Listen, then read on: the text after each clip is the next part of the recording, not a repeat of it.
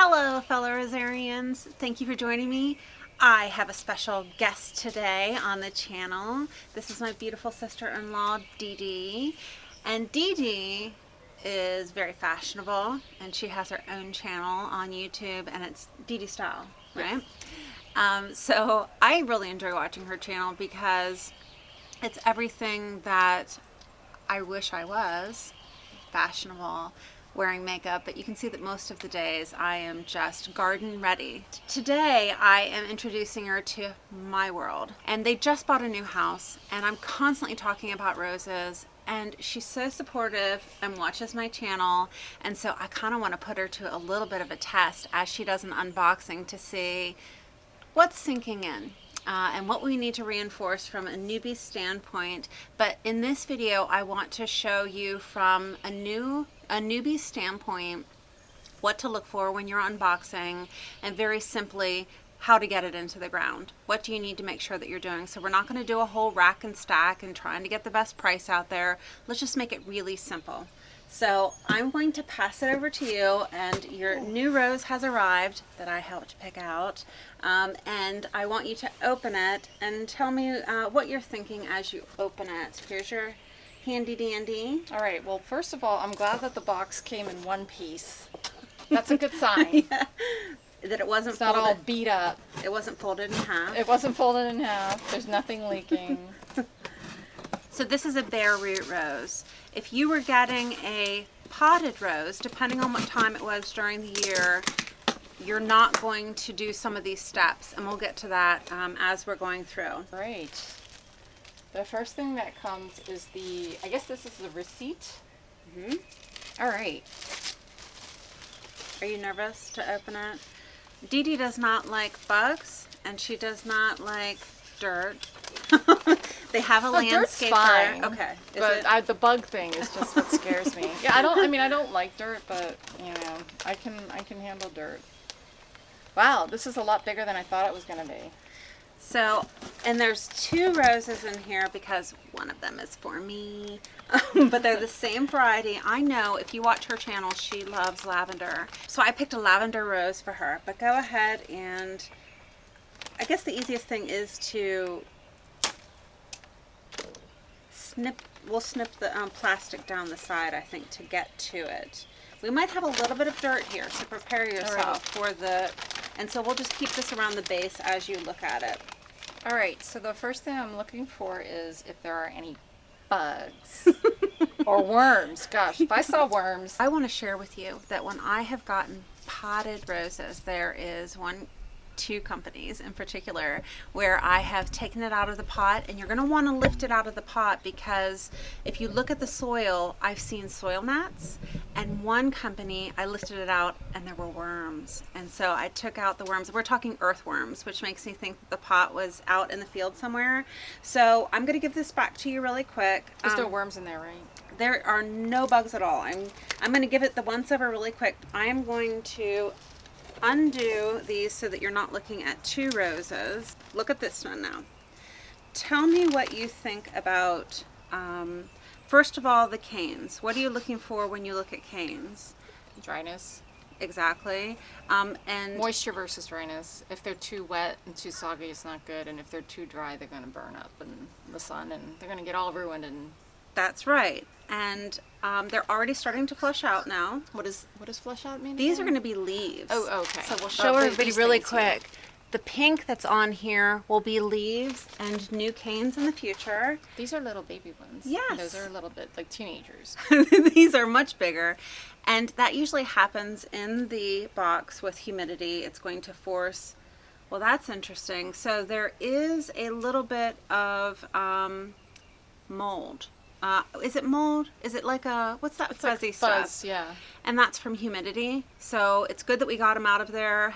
Sometimes you see that depending on the time of the year, but I do see that it has a little bit of mold on the canes. But we're going to get them all opened up now. And so that should dissipate or go away. So what you're also going to look at very simply is you want to feel these canes. I know that's a stretch for you. They're nice and moist. There you go. Sometimes when you feel them, guys. You should feel the canes, but Oh, feel the roots. feel the roots. Sorry, guys. roots. Sometimes when you feel them, there is no moisture at all, and you can just tell. You're like, oh man, that feels dry. Absolutely dry. And that's not a good thing. You want them to stay moist through the entire shipping process, and that's why they're in a plastic bag. You want to look and see, are there any growths Just that said look bush like canes again. cauliflower? And right now, Didi is pointing to roots that are already starting to flush out, which if I can, I'll get closer to the camera really quick and show you. I think this is really fun when a rose starts to grow and do you see these white hairs that are coming out? This is a really happy, healthy rose, and it's already starting to try to continue growing. Yes, and these are actually, I think, communicators to other plants. I believe so, right? Well, so if there's multiple roses around, they kind of like branch out and talk to each other. I think that's made up, but I like the way it sounds. Listen, I'm just a fairy in fairyland, you know. But that's what I thought. That's how they That's what happened in Avatar. the roots. It is. Exactly. Well, there you go. The documentary. So, otherwise, for newbies out there, all you need to really look at to say, is this rose healthy in what I bought? Everybody's typically selling a grade 1 rose, unless it's David Austin. So do you have 3 canes that are the size of the pencil? Size of a pencil. At least. And these are You mean canes. roots? These are Oh, canes, canes. these are roots. Well, this looks like the size of a pencil. This looks like the size of a pencil, and then this is the size of a pencil. So you definitely have at least 3, and some are even larger. Yes. this So one and that we one. have a grade 1 rose. We said Okay. that the roots are moist. So besides the little bit of mold that you saw on your canes, I think it looks really good. And this is going to be a beautiful rose for us to be able to plant. So They're like sisters. they are. Cheers. So the very next step that you are going to do when you got your roses, Oh, gotta soak them. that's correct, is that you're going to soak them for 24 hours. Go ahead and pop that one in there. So they soak for 24 hours, and sometimes you'll cover the whole cane. You can just throw them into a baby pool, and if the whole thing gets submerged, that's fine. But 24 hours is a good amount of time to reinvigorate the rose.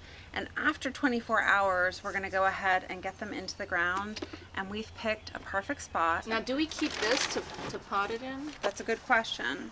So we do not keep this because it's peat, unless, of course, you had a soil that was really heavy clay and you were looking for a way to improve it. You could use this, but I would just throw it away and improve with gypsum or perlite. But gypsum is probably the way to go, which I could be talking to you about. I've heard gypsum a lot this weekend. Because it's one of my I need favorites. So, as a newbie now, are there any other questions that you have for this rose? If you were to get this in the mail just like that, would you know, just dig a hole and pop it in? Do you have any other questions about care? When do the roses start popping up? To bloom, the flowers. Yes, like May. Yeah, so the roses will start to flush leaves after they get established. It is going to take them a few weeks to get roots in, so they'll kind of stop with what they're doing right now with flushing, and then they will work on putting their roots out. And so 2 or 3 weeks from now, then you'll start to see lots of leaves come out on it, and it really takes about a month to 6 weeks. So I would say Oh, that's not bad. middle of May, early May, you're going to have your first blooms, and you get 3 blooms a year typically for a flush. So when you put your rose in the ground, I am a minimalist. I don't throw in lots of amendments and compost and concoctions. I brought you Biotone, and that is my favorite thing to put in, and it is a stimulator for the roots. It's going to force it to, put more roots out. So you're going to put in just a handful of Biotone and don't put any more fertilizer in. It's not until right before once you see that it's flushing out leaves, that we're going to add a very gentle organic fertilizer, and then 3 times a year. If you're not a freak like me and some of the other rosarians where once a month we're putting it in the ground, if you want to be a minimalist, I would just say sometimes people only put rose tone in once a year. So let's say for you, once a year I'll have you fertilize until you get really You can tell my excited. assistant that. We'll tell your gardener once a year until you get really excited about seeing blooms and you're trying to push more blooms on it. So let's go ahead and see about getting this in the ground, and I'll show you how to do that, and easy peasy. Roses are really resilient, and my hope is that when you do your Didi channel one day, since you like your lavender so much, that you'll be able to have a bloom on the table of your new rose and you'll be able to talk about it. I will definitely call you to ask you how to cut them. Yeah, it's I don't want to kill it. I do need to get you a nice pair of pruners. So you want to just make sure that when you dig your hole, that you're not worried about digging a humongous hole. I mean, when you look at this, you are really just looking to come up to this grafted union. This is a grafted rose. So up here where it's the bulb, and you want to try to cover this portion, especially all of these roots. So in this case, I have dug down just to cover to the crown. And then once it's in the ground, I'm going to take a little sprinkle of the biotone and sprinkle it, if you can see this, on the roots, but it's going to be in the soil, and just kind of throw it in here. If you had gypsum, you're going to throw it in here. If you want to throw a little bit of compost, but that's it, don't get crazy. The important thing when you have clay soil is to make sure that you are using your natural soil back into the hole. You don't want to be amending it with something that is a totally different light fluffy consistency like potting soil or topsoil, because it will actually drown the rose. If you can picture using a potting soil, the water is going to go all the way down and then get stuck when it hits the bottom and it touches the clay, the natural soil that's there. Use as much of your native soil as you can to put this rose back in the ground. So let me just fill it up real quick. Well, you see how like you're just using your hands? Yeah. I would never do that. I wear gloves too. I mean, Oh. there's no point in getting dirt up on my fingernails. I love getting my hands in the soil. To me, this is so therapeutic. As long as there's no worms and stuff. That's I mean, like a meditation for you. it is. Are you, So you guys, you see how I'm bringing up all the soil now back to this, and so you know, I had to pull out tarp.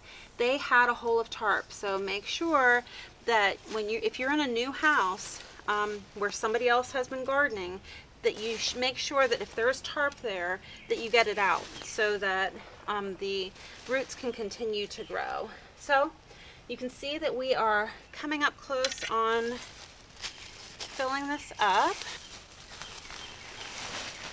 Okay. So you just put all the soil back. All of the soil goes back, and you really want to use your native soil, like I said, so that it gets used to what life is going to be like here. And it'll be fine. And then we're going to go ahead and cover all of our mulch now back on top of it.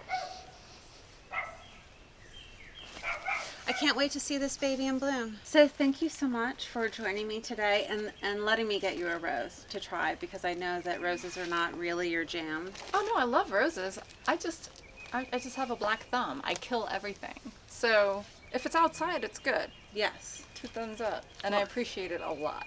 Well, and if anybody wants to know the variety that I got them, we got silver linings, and I'll throw a picture up here so you can see that. And then I did get them a potted rose, lavender veranda, a Cortez rose, and I think that that's going to be a very easy rose for them to grow here.